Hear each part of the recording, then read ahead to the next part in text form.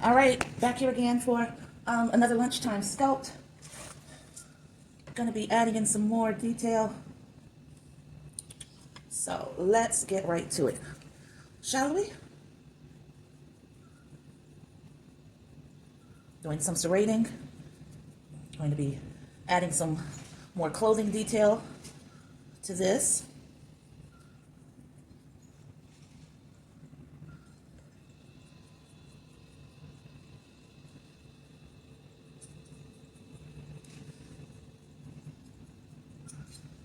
All right, and I also just realized I want to do something in this area as well.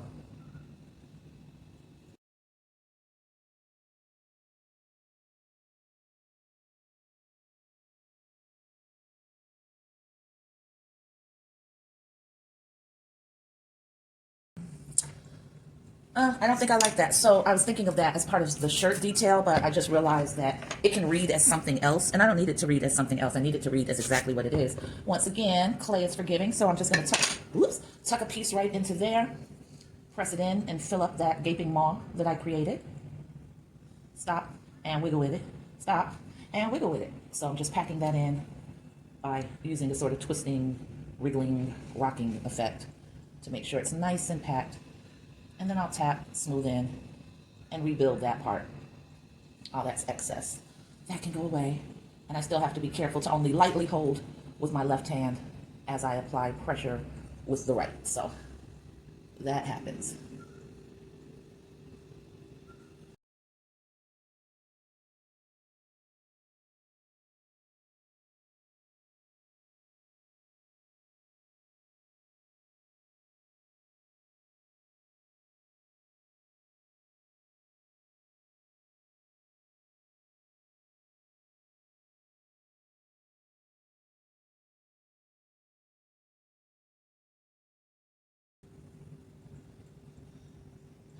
Let's make this official.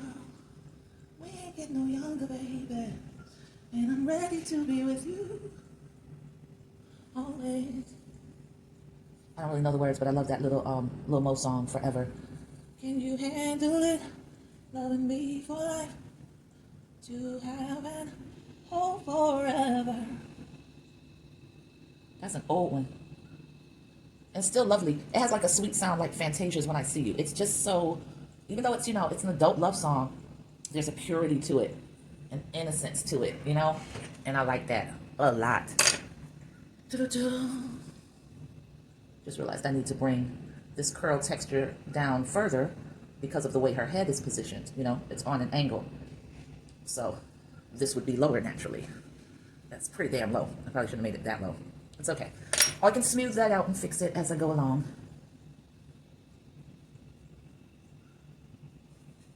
Okay, so it's time to go ahead, add the slip. I'm not going to be doing much today at lunchtime because why? I have tomorrow off, which I'm really happy about. So I get to make a lot of progress on this sculpture. And I've got to do a lot of glazing.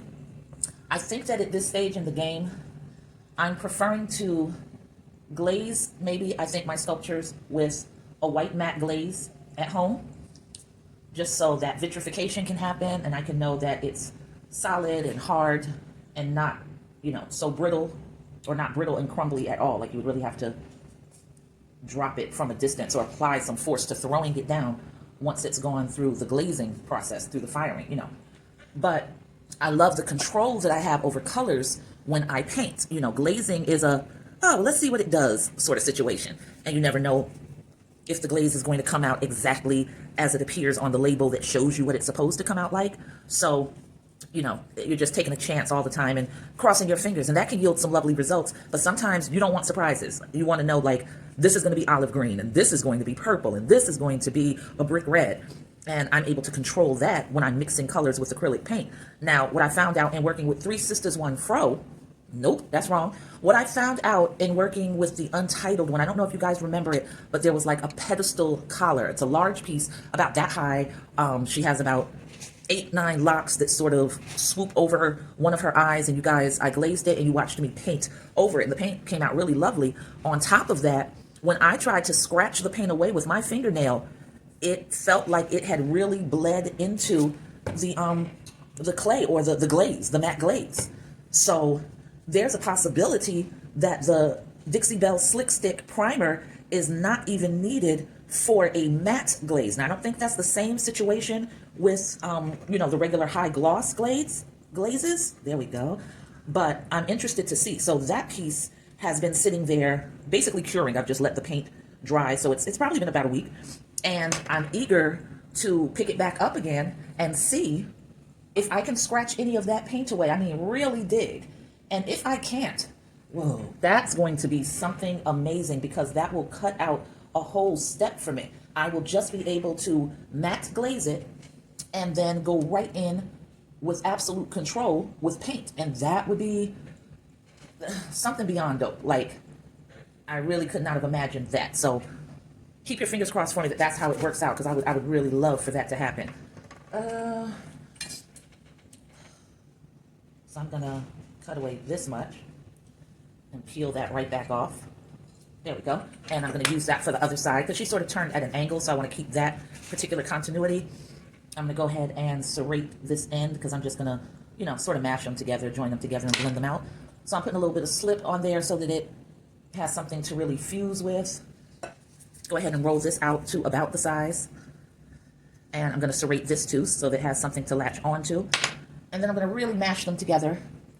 And I should have serrated this as well, because it's going to be resting against the body of the sculpture. All right, so now I'm fusing these pieces by pushing them hard into each other and pressing this against.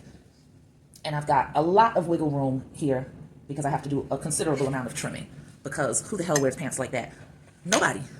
Nobody. Yeah. Oh, I hate that man's voice. I'm so sorry. But nobody wears pants that are thick like that unless they've rolled them over. So let's go ahead and focus on making sure these two pieces are solidly joined. And I'm just pushing the clay into the piece that it was joined to with this spatula tool. I'm gonna go ahead and hit it with some spray on my already terribly rusted turntable that I need to clean off.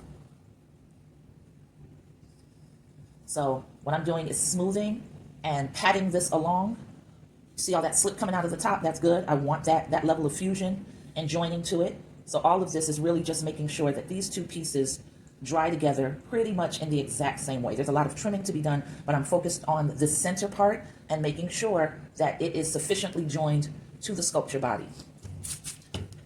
And I like to go in the opposite direction and just really give those fibers some confusion. So no matter what direction they're thinking they want to go in, there's plenty of clay in it when it starts to shrink. So this way nothing's going to pull away. It's all very beautifully joined.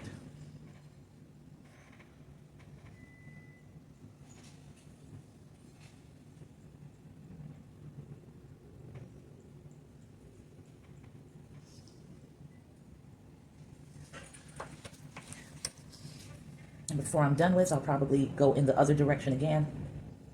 Or you know what? Let me just sort of brush down diagonally. That's a new direction, unexpected for the clay. And now it's meeting some of its clay cousin fibers, so that when it shrinks, you're surrounded by family. Ain't no place to go. You can't break away. And isn't that the best thing in life, when you're really surrounded by family that's functional and loving? Oh my God. All right, so now we're gonna bring this down diagonally. Diagonally? Yeah, I know I said that weird. I heard it, that's why I repeated it.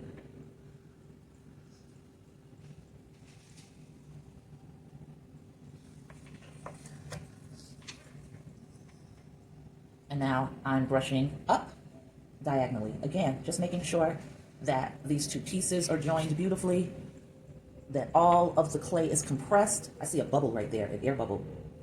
That's funny. Yeah, so just making sure that everything's really nicely compressed.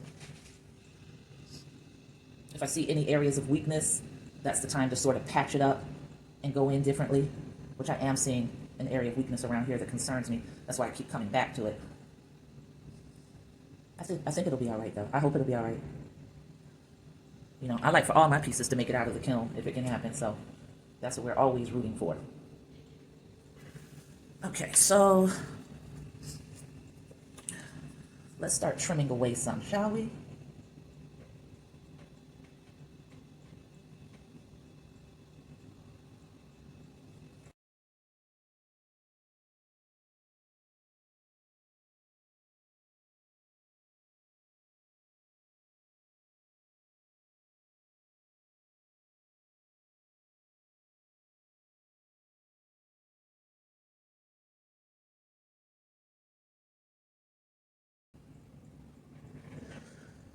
So it's crazy how I scraped away the little panty line I had created. So I got to go back in and restore that.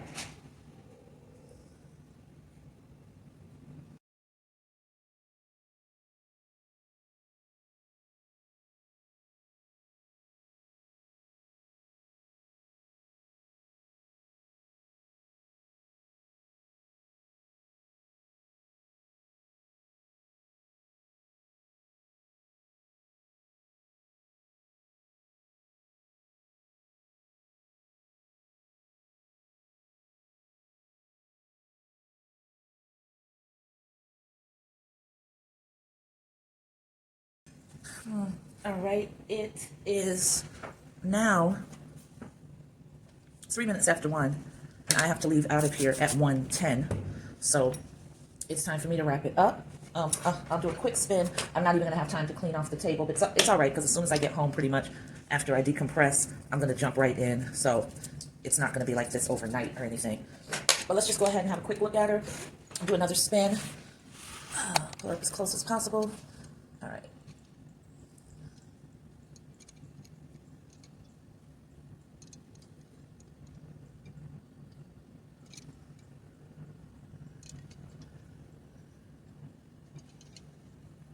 Whoops, I didn't rotate well.